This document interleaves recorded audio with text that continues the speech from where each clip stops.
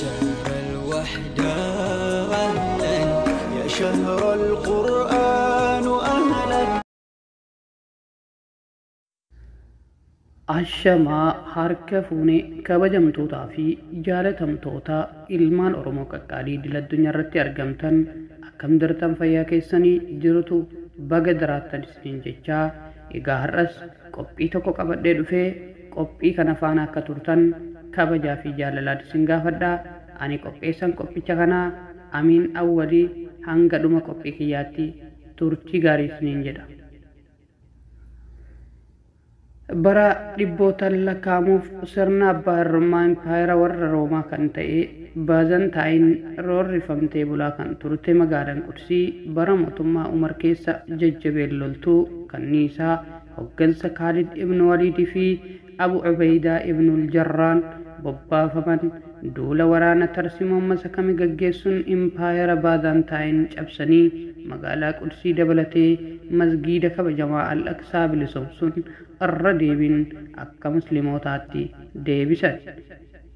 Furtuu masjiida kabajamaa Al-Aqsaa garas imaluun kan fuudhe mootichi Umar ibn Khattaab bilisummaa jiraattota magaalaa Qudsii labsuun mirgi hordoftoota amantaa biraa akka kabajamu kallattii kaa'uun deebi'e. Eeyyeen kana booda ture magaalaan Qudsii haalaan miidhagdee bulchiinsa Islaamaa jalatti dabaalamuun Khaliifaa Islaamaa jalatti magaalaa xiyyeeffannoo guddaa qabdu turte. Jabana mootummaa Umar to'annaa musliimoota jalaa kan seente magaalaan Qudsii harka muslimtoota jalaa yeroo dheeraaf turuu hin dandeenye. Walirratti duuluu fi wal dhabdeen musliimoota gidduutti uumame impaayerri warra Roomaa Baazantaayin magaalattii kabajamtuu kan deebisee akka to'atuuf carraa guddaa saaqeef. Ammas magaalaan Qudsii gara dukkanaa gabrummaa durii sanatti deebi'uuf dirqamte. Abbaa irrummaa warra Roomaa akkasumas dararaa fi cunqursaa Baazantaayin keessummeessaa magaalaan kabajamtuun kun bara dheeraa lakkoofsifte. Bara dheeraa booda baha Eeshiyaa keessa mandheeffatanii kan jiraatan Turkoota gosa Saaljuuq Rabbiin dammaqse. Ilma Saaljuuq kan ta'an Xaagur, Chaagir, Alpaarsnaanii, Maalik, Sahfii kan isaan fakkaatan kanneen urjii lola jabanaa sana jedhamuun dinqisiifataman kutannoon waraana isaanii af jala hiriirsanii impaayera guddicha yeroo sanaa fi haalan sodaatamaa ta'e impaayera warra Roomaa sana sirna bulchiinsa Baazantaayin caccabsanii Islaamaaf akka isheen gibira gabbartu taasisan. Saba Saaljuuq keessatti loltoota kutaa Kiniik kan hogganu Aziitiis Beey loltoota Baazantaayiniin raasee injifannoo cululuqaa isaan irratti galmeesseen magaalaan Qudsii bilisoomsee irra deebiin harka Islaamaa galche. Islaamummaa erga fudhatanii reefu waggoota muraasa kan lakkoofsisan Turkoonni Saaljuuq magaalota kabajamtuu Islaamaa guutumatti harka muslimtootaatti deebisuun diinota Islaamaa jajjaboo Chaayinaa hanga Roomaatti daran cabsuun impaayera Islaamaaf jilbeeffachiisuu danda'anii turan. Weerartoota dorgomaa hin qabne jechuun seenaan waa'ee isaanii kan caqasu Mongoloonii bulchiinsa Islaamaa jajjaboo jabanaa sanaa kan ta'an Saaljuuq, Abbaasidii fi Kahawaarizim yeroo barbadeessan Awurooppaanonni carraa kanatti fayyadamuun wal gurmeessanii duula fannoo guddicha musliimoota irratti labsan. Mootolii Awurooppaa maraa kan hirmaachisee fi Phaaphaasii Kiliment kan eebbifame duulli fannoo kun lubbuu musliimoota danuu akka baala mukaatti harcaase. Magaalaan kabajamtuu Qudsiin galaana dhiigaan dhuunfatamte daa'imaa fi jaarsolii akkasumas dubartoota dadhaboo osoo hin jedhin loltoonni warra fannoo sayfii isaaniitiin qalan. Qudsiin irra deebiin akka dukkana gabrummaa sana jalatti kufuuf dirqamte. Kana booda magaalaa Qudsii irra deebiin bilisoomsuun dabaree gurbaa mujaahid Kurdii kan Iraaq magaalaa Tukriitti dhalate ta'e.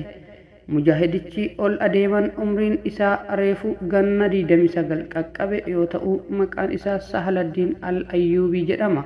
hoogganaa waraana Suljuu kan ture ilma Ibaaduddin Zinkii kan ta'e Salahaddin Al-Ayyubiin abbaa isaa irraa dandeettii loltummaa barachaa tarbiyaa islaamaan ulamaa'ota jalatti guddate.